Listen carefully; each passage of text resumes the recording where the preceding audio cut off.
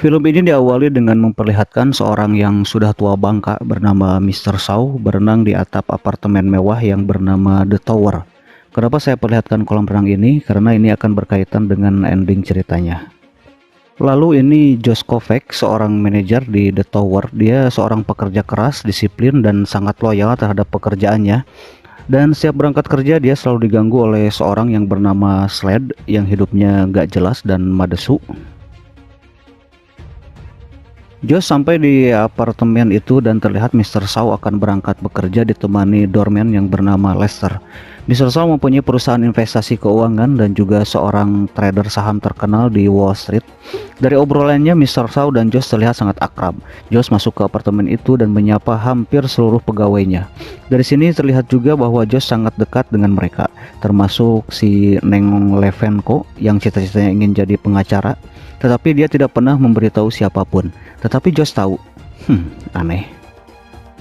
Ini Enrique, seorang operator lift baru di apartemen yang dipekerjakan oleh Pak Simon. Pak Simon ini adalah pengelola apartemen itu.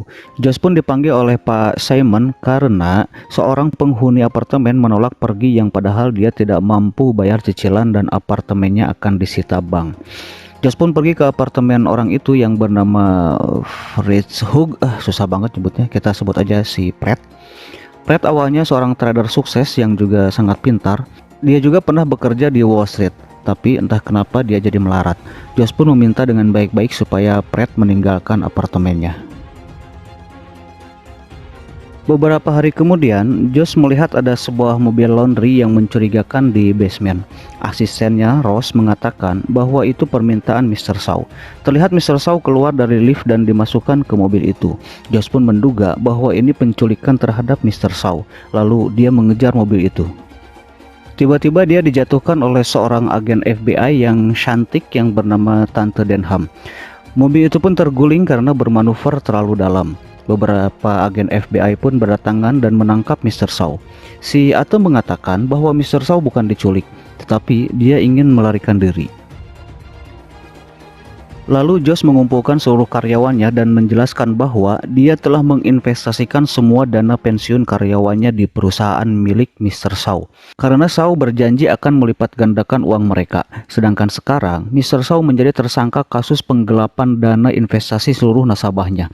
Para karyawan itu pun terlihat kesal dan kecewa kepada Josh karena mereka tidak pernah meminta uang mereka digandakan. Josh pun terlihat sangat tertekan. Mr. Shaw pun menyewa seorang pengacara kondang dengan julukan pengacara 2 miliar untuk mengurus kasusnya. Karena Mr. Shaw belum terbukti bersalah, dia pun sementara menjadi tahanan rumah sambil menunggu persidangan selanjutnya. Beberapa agen FBI memeriksa apartemen Mr. Shaw dan terlihat di sana ada sebuah mobil Ferrari 250 GT Lusso tahun 63. Mr. Shaw mengatakan bahwa mobil itu kesayangannya dan dia tidak akan menjualnya dengan harga berapapun. Terlihat Lester berada di sebuah stasiun kereta dengan mukanya yang tampak sedih dan berjalan dengan perlahan ke arah rel. Terlihat seperti akan bunuh diri.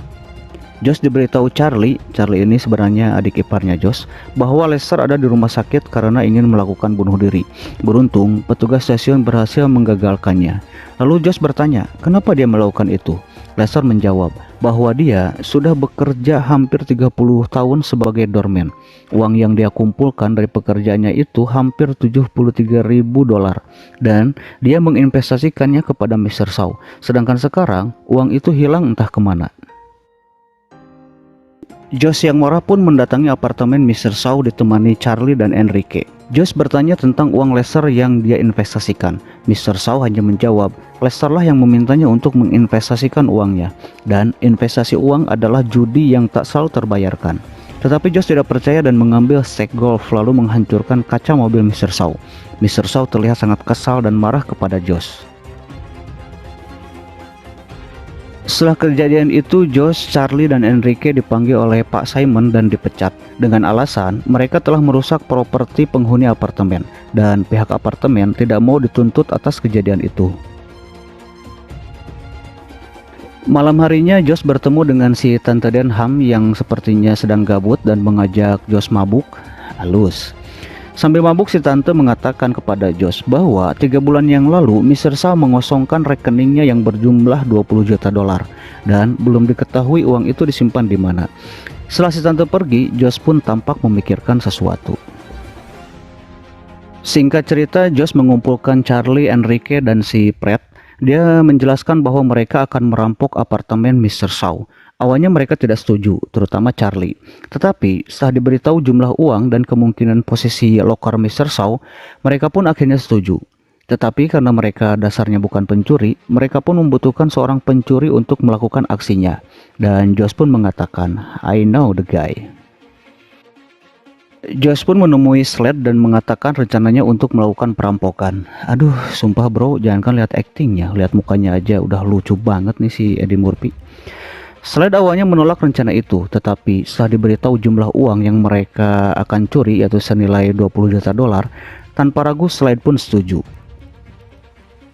Mereka pun melakukan pertemuan di sebuah mall dan Slade tidak percaya bahwa kelompoknya merupakan orang-orang yang tidak ada tampang untuk melakukan perampokan. Slade pun menguji mereka untuk mencuri sebuah barang di mall itu dengan harga di atas 50 dolar. Kita percepat ya, supaya cepat. Mereka pun kembali dengan Charlie mencuri anting, Enrique sepatu, Fred sweater, dan Josh 2 buah cangcut. Kocak parah. Mereka pun menyusun rencana dan berhari-hari memantau lokasi apartemen. Ketika Slade diberitahu bahwa Mr. Shaw menyimpan uangnya di dalam brankas, ternyata Slade tidak bisa melakukan pencurian seperti itu. Lalu Fred bertanya, "Biasanya apa yang AA curi?" Slade menjawab, "Aku biasanya mencuri lewat balkon. Mencuri parabola, TV tetangga, radio, sekali-kali mencuri ayam." Suwe.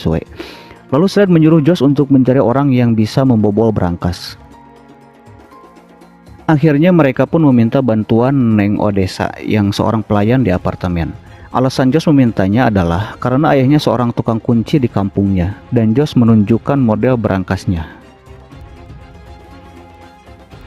Suatu hari, ketika Josh sedang memantau apartemen, terlihat Charlie masuk ke gedung dan langsung dihampiri Josh. Ketika ditanya, ternyata Pak Simon pengelola gedung itu meminta Charlie untuk kembali bekerja di sana dan langsung diangkat sebagai manajer. Josh pun berusaha mengajak Charlie untuk tetap pada rencana, tetapi dia mengatakan, "Akulah yang bertanggung jawab di sini sekarang." Josh pun terlihat sangat galau. Di tempat tinggal Josh, Odessa sedang melakukan keahliannya membobol berangkas ditemani Slade. Odessa mengatakan, "Hal pertama yang AA lakukan, AA harus menemukan titik masuknya. AA harus gunakan jari AA untuk menemukan titik masuknya." Suwe. Slade pun tampak heran dengan kata-kata itu. Di apartemen Mr. Shaw, pengacaranya meminta Tante Denham menemui mereka berdua dan mengatakan dia menerima telepon dari pegawai pengadilan bahwa persidangan Mr. Shaw dimajukan bertepatan dengan hari Thanksgiving. Alasannya adalah untuk menghindari media dan massa yang mungkin akan mengakibatkan keributan.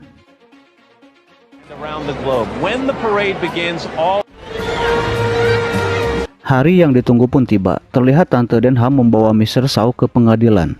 Dan Josh melihat Slade menggunakan setelan rapi masuk ke dalam apartemen di tengah keramaian perayaan Thanksgiving.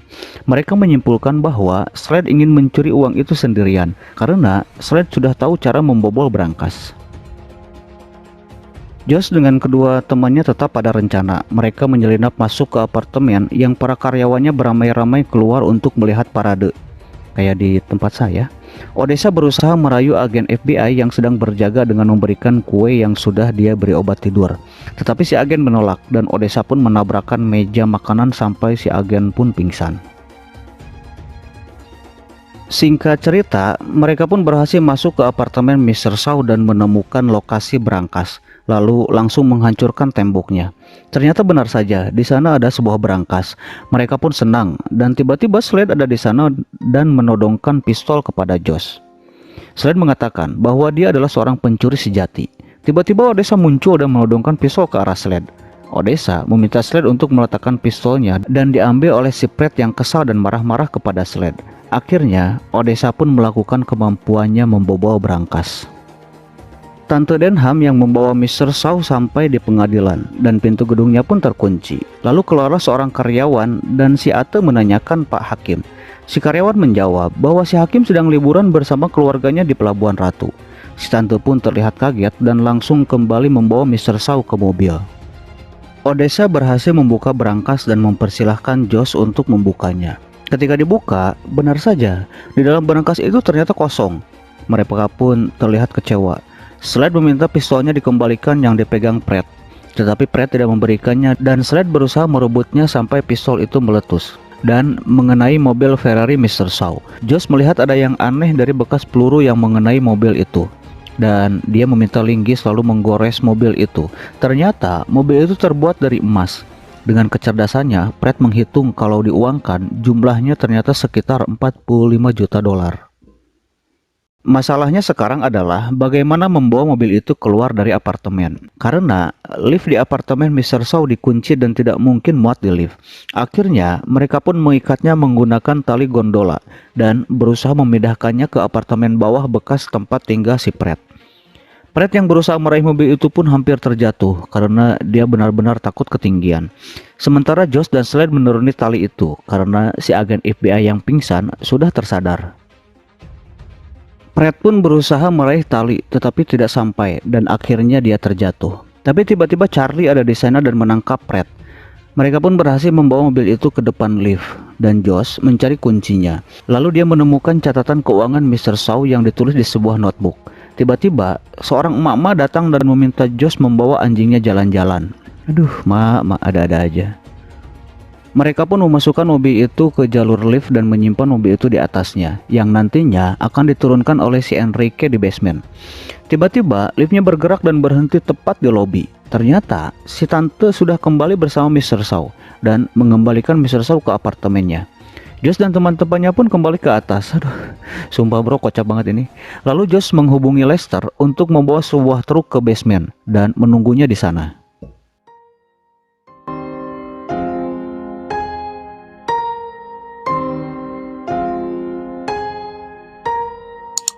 Si tante dan Mr. Shaw sudah kembali ke apartemen. Mereka kaget ketika apartemennya sudah dibobol dan mobilnya tidak ada. Lalu si Ate bertanya kenapa di sana ada sebuah berangkas yang disembunyikan. Karena itu melanggar atas pembebasan bersyarat Mr. Shaw. Tetapi Mr. Shaw nggak peduli, dia hanya kekeh menanyakan mobilnya. Terlihat sebuah truk yang dikendarai Lester keluar dari apartemen dan menerobos parade yang langsung dikejar oleh para agen FBI. Akhirnya truk itu pun terpojok dan truk itu dibuka.